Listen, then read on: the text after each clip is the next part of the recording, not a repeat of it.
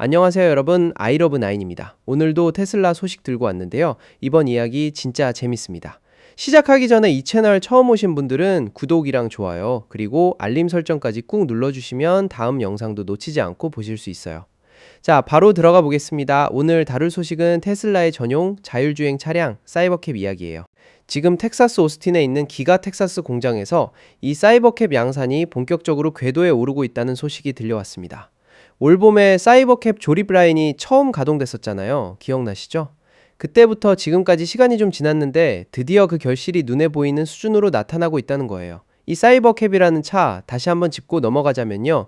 2인승으로 설계된 로보택시 전용 차량입니다. 일반 승용차를 개조해서 자율주행을 붙인 게 아니라 처음부터 끝까지 자율주행 서비스만을 목적으로 설계된 차라는 게 핵심이에요. 그런데 이 차가 요즘 공장 부지랑 야적장을 가득 채우고 있다고 합니다.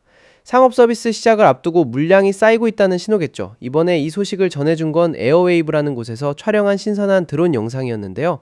이 영상에 기가 텍사스의 아웃바운드 물류 야드, 그러니까 완성된 차량들이 출고를 기다리는 구역이 찍혔습니다. 그런데 그 규모가 어마어마해요. 골드 색상 포인트가 들어간 사이버캡들이 줄지어 늘어서 있는데 이걸 하나하나 세어보니까 거의 250대에 달했다고 합니다. 250대요. 이게 한두 대도 아니고 거의 250대가 한꺼번에 야적장에 쌓여있는 모습이니 양산 속도가 얼마나 빨라졌는지 짐작이 가시죠. 이렇게 완성된 상태로 대기 중인 차량들은 아마도 최종 소프트웨어 점검이나 규제 당국의 승인을 기다리고 있는 걸로 보입니다. 즉 하드웨어 생산은 이미 끝났고 이제 이 차들이 실제 서비스 구역으로 나가기 전에 마지막 단계를 밟고 있는 상황이라는 거예요. 이런 대기 물량이 쌓이고 있다는 것 자체가 테슬라가 상업 배치를 목전에 두고 있다는 걸 보여주는 증거이기도 하고요. 그리고 이 기가 텍사스의 사이버캡 물량이 늘어나는 배경에는 또 하나 중요한 움직임이 있습니다. 바로 공공도로에서의 검증 작업이 속도를 내고 있다는 점이에요. 테슬라는 최근 스티어링 휠, 그러니까 운전대가 아예 없는 사이버캡을 오스틴의 공공도로에서 테스트하기 시작했습니다. 이게 왜 중요하냐면요. 페달도 없고 수동으로 개입할 수 있는 맥업 조작 장치도 전혀 없는 상태에서 완전한 무인 자율주행을 하겠다는 목표에 있어서 정말 큰 이정표가 되는 사건이거든요.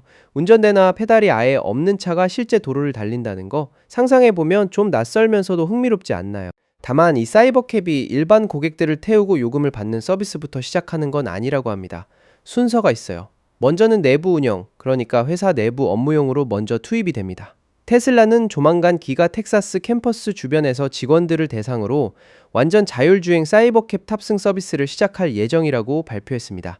직원들이 먼저 타보면서 실제 운영 데이터를 쌓고 그 다음 단계로 넘어가는 그림인 거죠. 그리고 이렇게 상업 배치 승인이 떨어지고 나면 이 2인승 전용 차량이 테슬라 로보택시 서비스의 근간, 그러니까 핵심 기반이 될 예정입니다.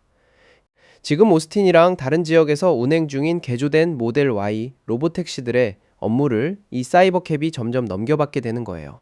지금까지는 모델 Y를 개조해서 로보택시로 써왔잖아요. 그런데 이제 전용 차량이 그 자리를 대체하기 시작하는 시점이 다가오고 있다는 겁니다.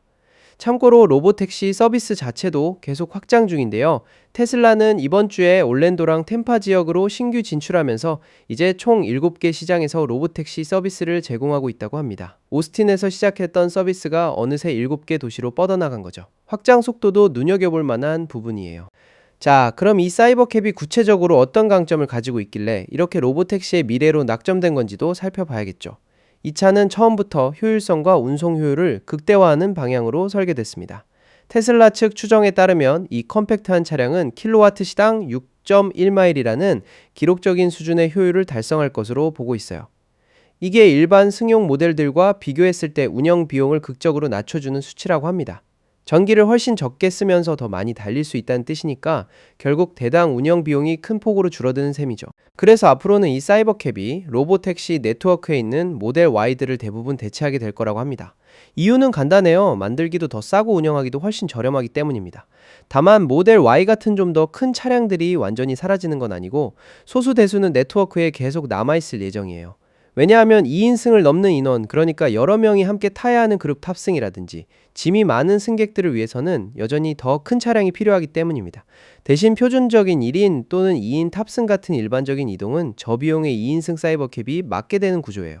그리고 이 사이버캡의 미래지향적인 외관 안쪽을 들여다보면 무인 상태로 사람의 감독 없이 운행하기 위한 상당히 강력한 컴퓨팅 파워가 탑재되어 있습니다. 저희가 예전에 단독으로 전해드렸던 소식 기억하실지 모르겠는데요. 사이버캡에는 차세대 완전자 율주행, 그러니까 FSD 컴퓨터가 탑재되어 있는데, 이게 현재 테슬라의 일반 소비자용 차량들에 들어가는 컴퓨터보다 더 강력한 성능을 가지고 있다고 합니다. 그리고 또 하나, 테슬라가 이제는 자율주행 소프트웨어를 개발할 때 사이버캡을 중심으로 우선적으로 개발하고 있다는 사실도 확인이 됐는데요.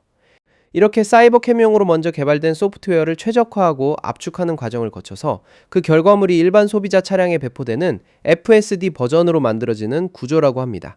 그러니까 이제는 사이버캡이 테슬라 자율주행 기술의 최전선이자 시작점이 된 셈이에요. 이렇게 정리해보면 지금 공장 건물 바깥에 이미 수백 대의 양산 사이버캡이 주차되어 있는 모습 자체가 자율주행의 미래가 텍사스에서 빠르게 조립되고 있다는 걸 보여주는 장면이라고 할 수 있겠습니다.